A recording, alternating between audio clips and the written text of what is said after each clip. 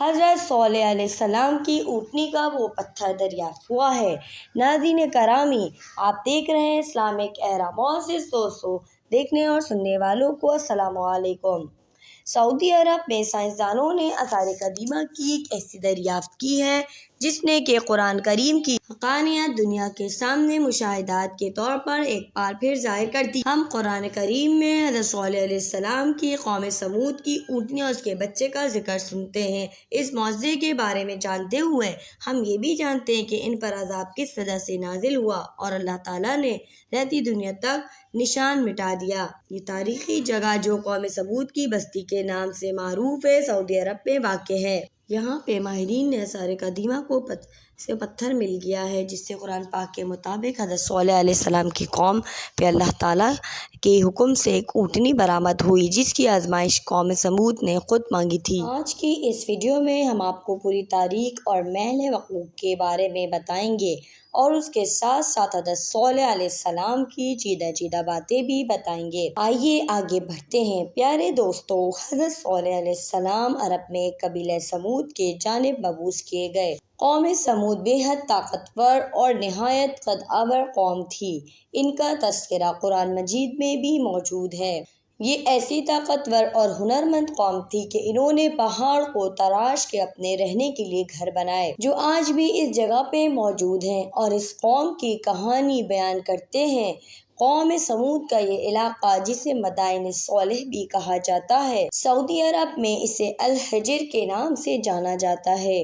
یہ سعودی عرب کے شمال مغربی علاقے میں موجود ہے۔ بلند و بالا پہاڑوں سے گھرا ہوا ہے۔ یہ علاقہ اپنی مثال آپ ہے۔ یہاں سے قوم سمود کے آثار بھی دریافت ہو چکے ہیں اور اس حوالے سے محض یہ ایک مذہبی مقام ہی نہیں بلکہ یہ ایک تاریخی مقام بھی ہے جسے سعودی حکومت کی جانب سے مکمل طور پہ پروٹوکول کے ساتھ محفوظ کیا گیا ہے۔ قوم سمود اپنی فنکاری، طاقت اور تعداد میں بے حد بڑی ہوئی تھی اور اللہ تعالیٰ نے بے تحاشا نعمتوں سے نوازا ہوا تھا، لیکن گزشتہ کئی اقوام کی طرح یہ قوم بھی آہستہ آہستہ بت پرستی کا شکار ہو گئی اور گناہوں میں لگ گئی اور اللہ کے ساتھ دیگر بتوں کو شریک کرنے لگی۔ اس قوم کو اس گناہ سے بچانے کے لیے حضرت صالح علیہ السلام کو مبعوث کیا گیا۔ اس قوم سے ہی تعلق رکھتے تھے۔ حضرت صالح علیہ السلام نے اپنی قوم کو سیدھی راہ پہ لانے کے لیے بہت کوشش کی اور ان کی ہدایت کے لیے دعا بھی کی۔ السلام نے اللہ کی وحدانیت اور اس کی بڑائی بیان کی اور یہ بار بار کروایا کہ اس کائنات میں اگر کوئی معبود برحق ہے وہ صرف اور صرف اللہ تعالیٰ کی ذات ہے۔ قوم سمود گناہ اور بت پرستی میں اس حد تک لگ گئی کہ بت پرستی کو چھوڑنے سے انکار کر دیا اور حضرت صالح علیہ السلام سے کہا گیا اگر تم واقعی نبی ہو اور تم پہ وحی نازل ہوتی ہے تو پھر ہمارے سامنے کوئی معجزہ لے کر آؤ، لیکن وہ معجزہ بھی ہماری مرضی کا ہونا چاہیے۔ اس پہ حضرت صالح علیہ السلام نے کہا ٹھیک ہے، میں اللہ تعالیٰ سے اس معاملے میں درخواست کرتا ہوں اور دعا کرتا ہوں اور مجھے امید ہے کہ تمہارا مطالبہ پورا کر دیا جائے گا۔ اس کے بعد حضرت جبرائیل امین علیہ السلام کے ذریعے اللہ تعالیٰ نے حضرت صالح علیہ السلام کو پیغام دیا کہ آپ کا جو بھی مطالبہ ہو وہ قبول کر لیں اور ان کا معجزہ ان کے سامنے ظاہر کر دیا جائے گا۔ جب حضرت صالح علیہ السلام نے اپنی قوم کو یہ بات بتائی اور یہ بولا کہ میں تمہارا کوئی مطالبہ بھی پورا کرنے کے لیے اللہ کے حکم سے تیار ہوں، اس قوم کے بڑے بڑے علماء اور پیشوا سر جوڑ کر بیٹھ گئے کہ آخر ایسی کون سی ناممکن چیز کا مطالبہ کیا جائے جو صالح پورا نہ کر سکے اور جھوٹا ثابت ہو جائے۔ بہت زیادہ سوچ و بچار کے بعد انہوں نے حضرت صالح علیہ السلام سے بولا اور ان کے سامنے مطالبہ پیش کیا کہ ہم ایک ایسی اونٹنی کو دیکھنا چاہتے ہیں جسے کسی اونٹنی نے جنا نہ ہو اور اس جیسی اونٹنی قد و قامت رکھنے والی اونٹنی ہم نے دنیا میں کبھی نہ دیکھی ہو، یعنی وہ اونٹنی عظیم قد اور فربہ جسم والی ہو کہ آج تک ایسی دنیا میں موجود ہی نہ ہو۔ اس مجمع میں بیٹھے ہوئے سردار نے لقمہ دیا اور کہا یہ اونٹنی کسی پتھر سے برآمد ہونی چاہیے۔ اس بات کو اور بھی بڑھا چڑھا کر بولا کہ وہ اونٹنی اس قدر طاقتور ہونی چاہیے کہ ہمارے شہر کے کنویں کا ایک دن کا سارا پانی وہ پی جائے۔ اس پر ایک تیسری طرف سے ایک طرف کا مطالبہ کیا کہ جب وہ اونٹنی پتھر سے باہر آئے تو اس کے منہ میں گھاس ہو، یعنی وہ چر رہی ہو اور وہ حاملہ بھی ہو۔ ان لوگوں نے بڑے ہی بے تکے اور بے ڈھنگے مطالبے کیے جیسے کوئی انسان کبھی بھی پورا نہیں کر سکتا تھا، لیکن حضرت صالح علیہ السلام کو اللہ تعالیٰ کی ذات پہ اس لیے انہوں نے یہ مطالبات پوری قوم سے قبول کر لیے اور اللہ کی جانب سے اجازت ملنے کے بعد قوم کے سرداروں کو مدعو کیا۔ قوم ان کے ساتھ چل پڑی اور مذاق اڑانے لگی۔ آخر کار حضرت صالح علیہ السلام ایک جگہ پہ پہنچ گئے۔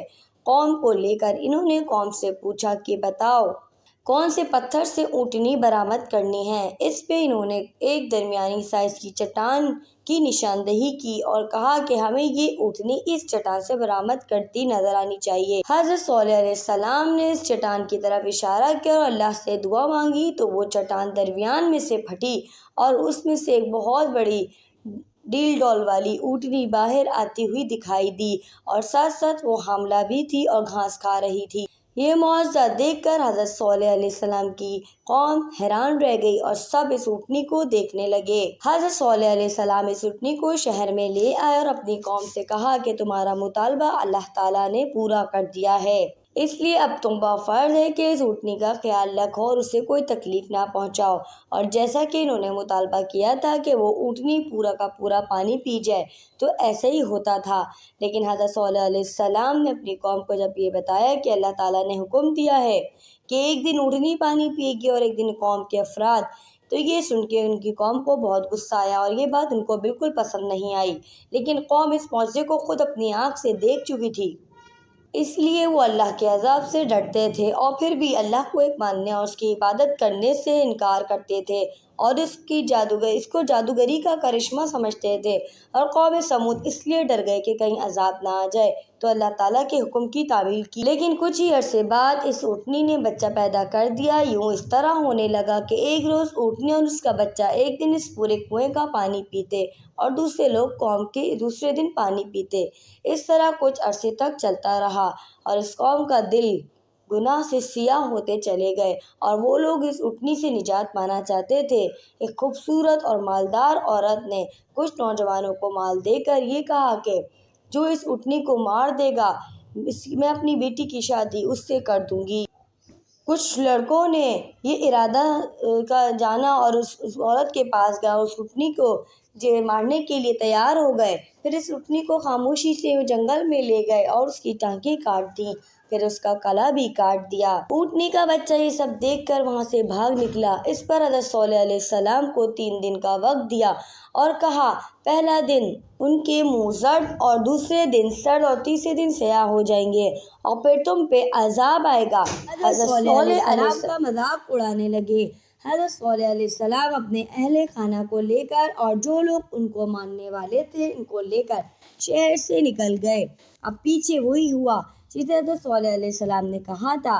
پہلے دن جب وہ سو کے اٹھے تو ان کے چہرے بھی زرد ہو گئے تھے، دوسرے دن ان کا چہرے سرخ ہو گئے اور وہ بہت زیادہ پریشان ہوئے اور پریشان ہو کے ہر طرف حضرت صالح علیہ السلام کو ڈھونڈنے لگے لیکن ناکام رہے، اور تیسرے دن ان کے چہرے سیاہ ہو گئے اور پھر اللہ تعالیٰ نے ان پہ ایسی ہوا بھیجی جس پر پتھروں کی بارش ہونے لگی۔ ان پتھروں کے زرد میں پوری قوم نیست و نابود ہو گئی اور ہلاک ہو گئی اور ہر پتھر ہر شخص کو لگا، یہاں تک کہ ان کے گھروں میں بھی آئے اور چن چن کے لوگوں کو لگے۔ یوں یہ بدقسمت قوم اللہ تعالیٰ کی نافرمانی کرنے اور اپنے انجام کو پھر پہنچ گئی۔ اس پتھر پہ ہلکی سی دراڑ ہے، اس کے قریب ہی قوم سمود آباد تھی جس پر اللہ کا عذاب نازل ہوا تھا۔ آج بھی سعودی عرب میں یہ وادی موجود ہے اور سیاح اور آثار قدیمہ کے لوگ وزٹ کر کے آتے ہیں اور بتاتے ہیں کہ اللہ کی نشانیاں، لیکن رسول اللہ صلی اللہ علیہ وسلم نے فرمایا ایسے علاقوں سے اگر گزریں جہاں اللہ کا عذاب نازل ہوا ہو تو وہاں سے پناہ مانگنی چاہیے۔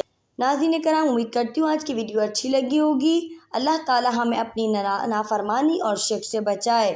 یہ تھی ہماری آج کی video. Please like, subscribe, share کرتے رہیے۔ جزاک اللہ خیرن۔ پھر کسی اور نیکسٹ ویڈیو میں ملتے ہیں۔